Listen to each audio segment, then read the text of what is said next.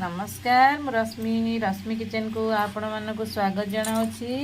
तो फ्रेंड्स मुझे पोहड़ा माछ नहीं 500 ग्राम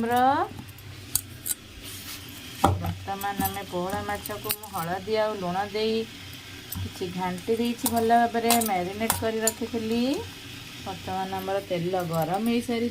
चलतु आम पोहड़ा माछ को छाणिबा।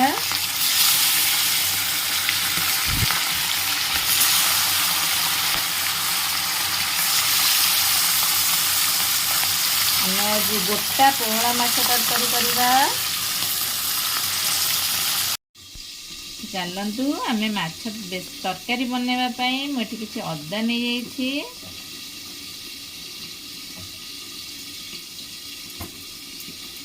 किसी रसुण नहीं जाइए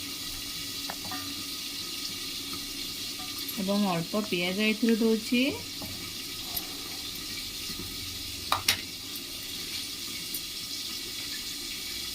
मु 4टी लंका देछि एवं दालचीनी किछि देछि 2-3 पीस। एठी मु अलैच 3टी नेछि। लवंग 3टी नेछि। 4-5टी गोलमरिच नेछि एवं अल्प सोरिष देछि। किछि पोस्त देछि। मोटी तेजपत्र 2-3टी देछि।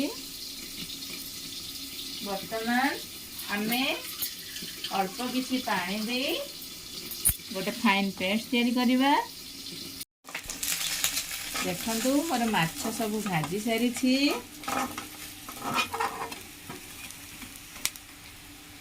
चलतु आम आलू को भाजी दबा। मुझे किसी आलू नहीं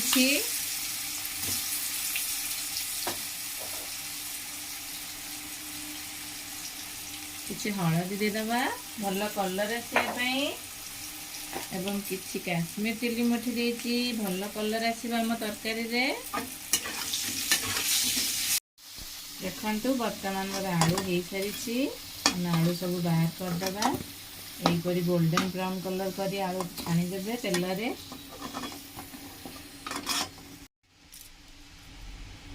वर्तमान मुझे किसी सोरिष एवं जीरा को नहीं जाइए भल भाव फुटी सारा गोटे तेजपत्र दे देछि। गोटे सुखिला लंका को 2 फाड़ कर दे देछि एवं पियाज सब को ऐड कर देछि। किसी भृषंग पत्र ऐड करिछि। माछ तरकारी रे भृषंग पत्र दबा द्वारा आमर फ्लेवरटी बहुत भल लगी है।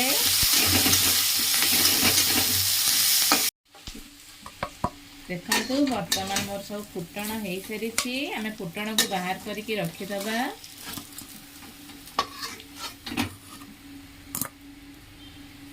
मु बाटी रखी देदबा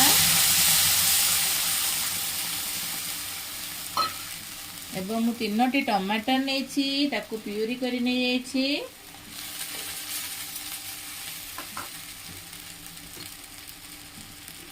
आमे तो मसला रे सोरिष बाटी देथिले। वर्तमान धनिया को पकेबा। 1 चम्मच धनिया नहीं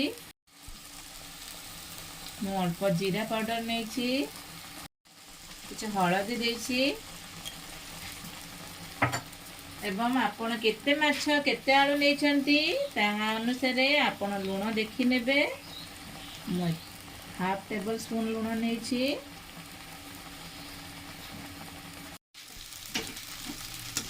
वर्तमान आम मसलार पानी छाड़ा को आसलानी। देखंतु केते सुंदर बास्ना होछि आम मसलारू। आम अल्प समय पर माछ आलू को ऐड करबा। आपण माने तो छोट माछर बेसर खाइथिले पोहड़ा माछर। वर्तमान आम गरम मसला धनिया पाउडर सोरिष मसला दे आम तरकारी बनैबा। देखंतु एई तरकारी मध्ये बहुत टेस्ट लगी थाए भात संगे। चलतु वर्तमान आम माछ एवं आलू सब को ऐड करदबा। मुझे गरम पानी नहीं आग माछ सब आलू सब दे देछि। गरम पानी नेबे जदि आपण मैंने ताहले माछ एवं आलू को आग देदेवे नहले पानी फुटी सारिला परे माछ आलू को देबे। बर्तमान आम पानी दे देइछंती बेसी झोल करबानी ग्रेवी टिके मोटा रहिबो। चलंतु आम 10 मिनिट पय बर्तमान कवर कर देबा।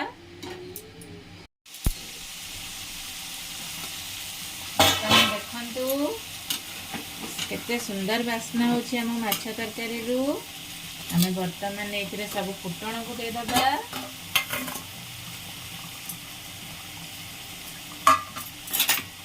एवं अल्प धनिया पत्र मध्य ऐड कर देबा।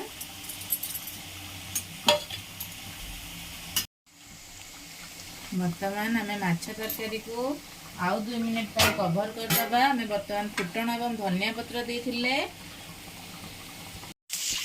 फ्रेंड्स देखंतु हमर गरमा गरम पोहड़ा माछ तरकारी रेडी हो सारी सुपर टेस्टी। आपण मैंने मध्य एई प्रोसेस रे पोहड़ा माछ तरकारी को बनातु देखिए बहुत टेस्ट लगी थाए। तो फ्रेंड्स देखंतु वर्तमान मोर गोटा पोहड़ा माछ तरकारी रेडी हो सारी।